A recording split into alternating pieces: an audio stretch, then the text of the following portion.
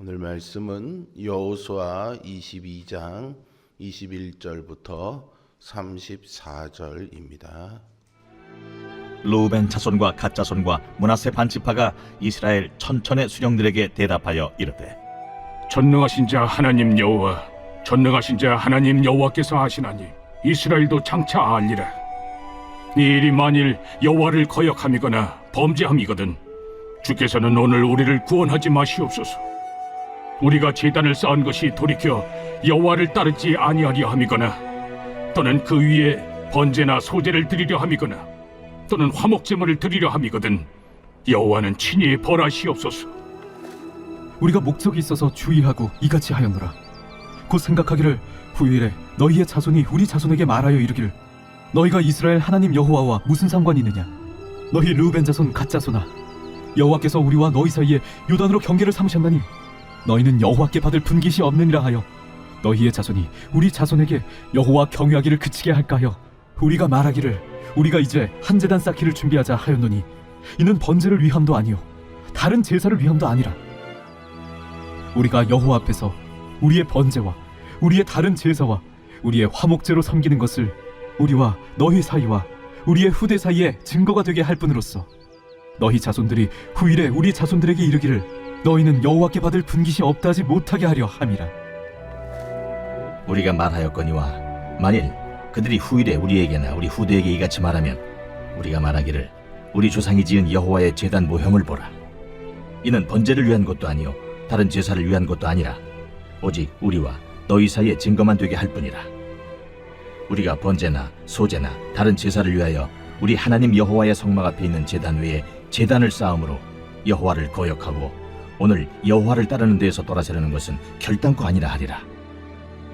제사장 비느하스와 그와 함께한 회중의 지도자들 곧 이스라엘 천천의 수령들이 르우벤 자손과 갓 자손과 므낫세 자손의 말을 듣고 좋게 여긴지라. 제사장 엘라살의 아들 비느하스가 르우벤 자손과 갓 자손과 므낫세 자손에게 이르되, 우리가 오늘 여호와께서 우리 중에 계신 줄을 아노니 이는 너희가 이 죄를 여호와께 범하지 아니하였음이니라. 너희가 이제 이스라엘 자손을 여호와의 손에서 건져내었느니라 하고 제사장 엘라살의 아들 비느하스와 지도자들이 르우벤 자손과 갓 자손을 떠나 길르앗 땅에서 가나안 땅 이스라엘 자손에게 돌아와 그들에게 보고하매 그 일이 이스라엘 자손을 즐겁게 한지라. 이스라엘 자손이 하나님을 찬송하고 르우벤 자손과 갓 자손이 거주하는 땅에 가서 싸워 그것을 멸하자 하는 말을 다시는 하지 아니하였더라. 르우벤 자손과 갓 자손이 그 제단을 에시라 불렀으니 우리 사이의 이 제단은 여호와께서 하나님이 되시는 증거라 함이었더라. 사람의 사이가 멀어지는 순간은요, 되게 큰 사건에서 시작되지 않습니다. 사소한 오해에서 시작되는 때가 많은데요. 그러다 보면 대화가 줄어들고 나름의 해석이 자꾸만 늘어가게 됩니다. 왜 저랬을까라는 질문이 분명히 그럴 의도가 있었기 때문이야, 이렇기 때문이지 라는 결론으로 바뀌는 속도가요, 놀랍도록 빠릅니다. 공동체 안에서는 더 그렇습니다. 서로 잘 안다는 그런 생각이 있기 때문에 확인 없이 단정하는 일이 오히려 쉬워지죠. 여호수아 22장의 후반부인 오늘 본문은 바로 그 지점에서 시작합니다. 믿음의 공동체가 외부의 적이 아니라 내부의 오해로 무너질 뻔한 순간 하나님이 어떻게 진실한 고백과 경청을 통해 그 위기를 멈추게 하시는지 보여줍니다. 요단강 동편을 땅으로 기업받은 르우벤, 갓, 므낫세 반지파는요, 이미 모세 시대에 약속한 대로 전쟁에 앞장섰고요, 이제 가나안 정복을 함께 감당했습니다. 이제 분배가 마무리되고 각자의 자리로 돌아갈 때가 되었는데 그들이 요단강 근처에 커다란 제단을 쌓았다는 소식이 서편 지파들에게 들려오게 되죠. 문제는 그 소식이 사실로만 전달된 것이 아니라 의미까지 더 씌워진 채로 퍼졌다는 데 있습니다. 제단은 예배의 중심과 연결되기 때문에 그들의 행동은 곧바로 하나님을 떠나 다른 길을 여는 배신으로 해석된 거죠. 서편 지파들이 분노하고 전쟁까지 준비한 것은 단순히 과민한 반응이라고 볼 수는 없습니다. 그들은 과거에 공동체 전체가 한 사람의 죄로 무너져 내렸던 기억을 가지고 있었지요. 죄를 가볍게 여기다가 모두가 함께 징계를 겪었던 경험이 그들의 신앙 감각을 날카롭게 만들었습니다. 공동체를 지키려는 열심은 이해할 만합니다. 그러나 그 열심이 언제나 옳음으로 이어지는 것은 아니지요. 열심히 진실을 확인하기 전에 달리기 시작한다면 거룩을 지키려는 마음이 형제를 겨누는 칼이 되기도 합니다. 바로 그때 요단 동편 지파들이 입을 열지요. 오늘 본문은 요단 동편 지파들이 세운 큰 제단을 두고 이스라엘 전체가 오해를 풀어나가는 장면입니다. 서편 지파들은 그것을 배교의 상징으로 여겼지만 동편 지파들은 그것을 증거의 제단이라고 설명하면서 하나님 앞에 믿음을 고백합니다. 요단 동편 지파들은 자신들을 변호하면서 가장 먼저 하나님의 이름을 반복해 부릅니다. 전능하신 자 하나님 여호와, 전능하신 자 하나님 여호와라는 이 고백은 그들의 두려움과 절박함을 보여줍니다. 그들은 우상 숭배나 배교의 의도로 제단을 세웠다면 하나님이 친히 심판하셔도 달게 받겠다고 합니다. 이 고백은 숨김없는 믿음, 하나님 앞에서의 정직한 신앙을 보여줍니다. 여기서 눈에 띄는 것은요, 말의 기술이 아니라 말의 방향입니다. 그들은 먼저 하나님을 증인으로 세우죠. 자기 정당성을 사람들 앞에서 꾸미려 하기보다 하나님 앞에서의 진실을 먼저 선언한 것입니다. 말하자면 이 문제는 여론으로 결정할 일이 아니라 하나님 앞에서 참과 거짓이 갈리는 일이라는 태도를 보입니다. 이것은 단순한 종교적인 표현이 아닙니다. 공동체의 갈등을 풀 때 가장 먼저 회복되어야 할 축이 무엇인지 보여주죠. 상대를 이기기 위해 말을 세우는 순간 우리는 결국 상대를 패배자로 만들고 관계를 잃습니다. 그러나 하나님 앞에서 진실을 세우려는 순간 문제는 승패가 아니라 회복의 길로 옮겨갑니다. 우리의 신앙도 마찬가지입니다. 억울한 오해를 받을 때 우리는 사람들의 평가를 의식하면서 변명하려고 애씁니다. 그러나 참된 신앙은 하나님 앞에 먼저 정직하게 서는 것입니다.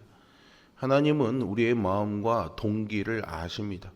그러므로 신앙인의 힘은 사람의 인정이 아니라 하나님 앞에 정직함에 있습니다.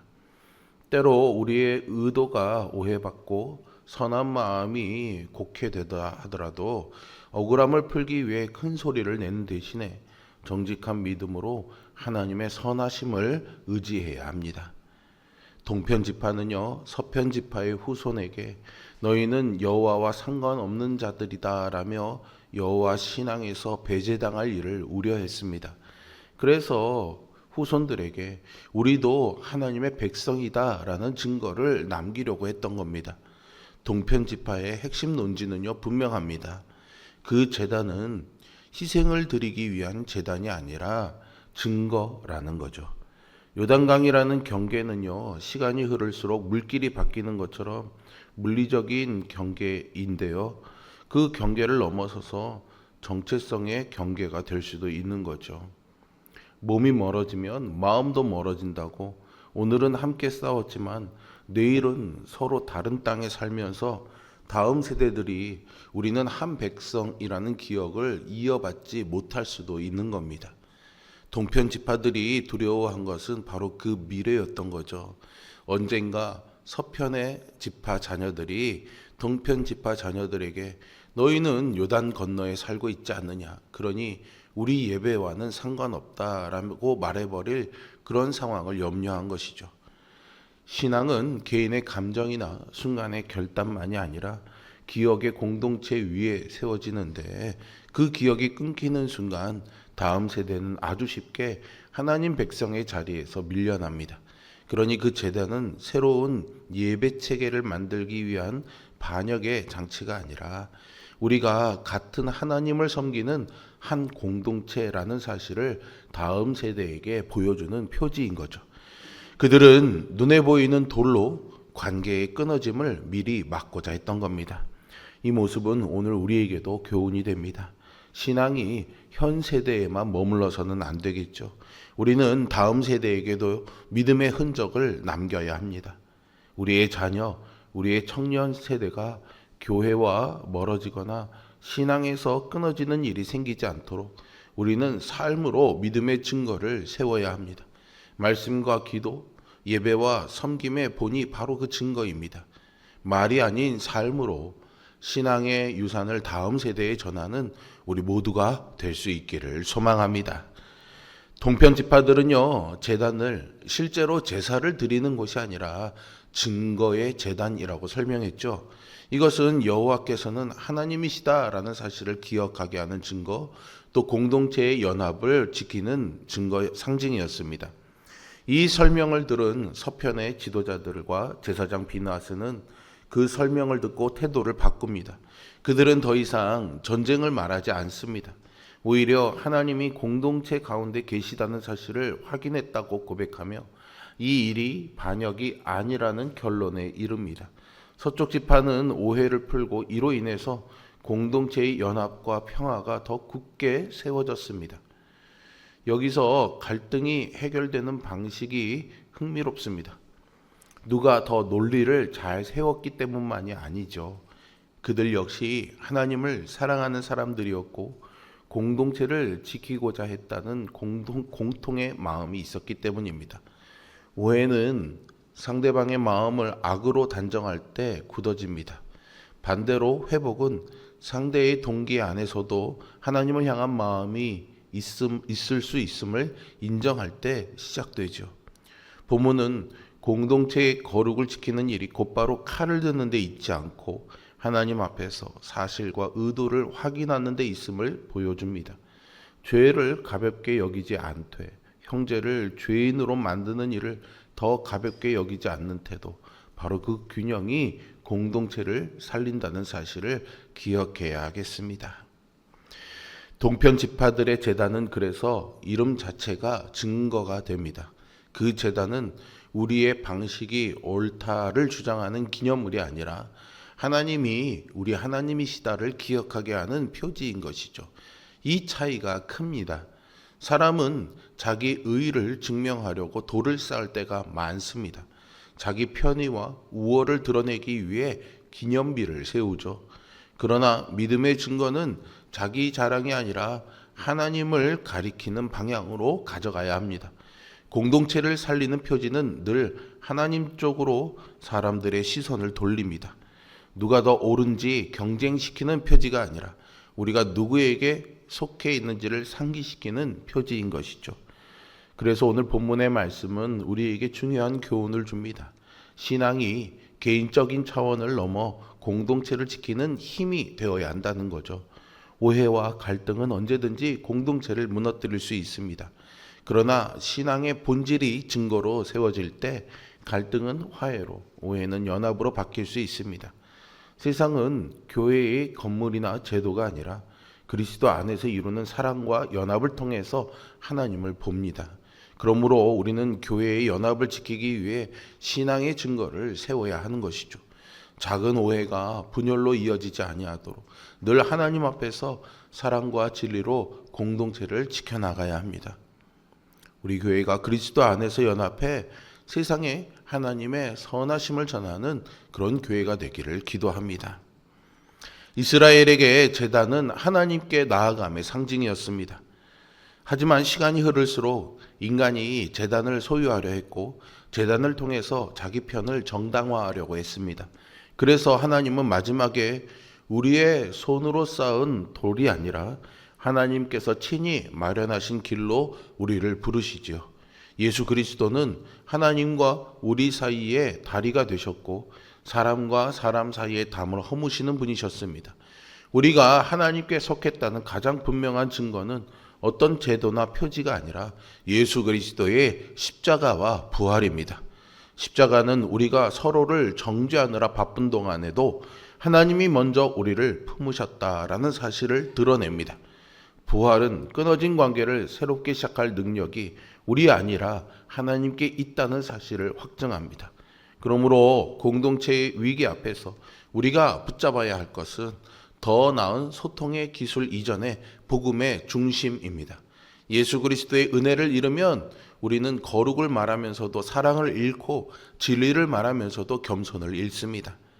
그러나 예수 그리스도의 은혜가 중심에 서면 우리는 죄를 가볍게 여기지는 않되 형제를 더 가볍게 재단하지 않게 됩니다.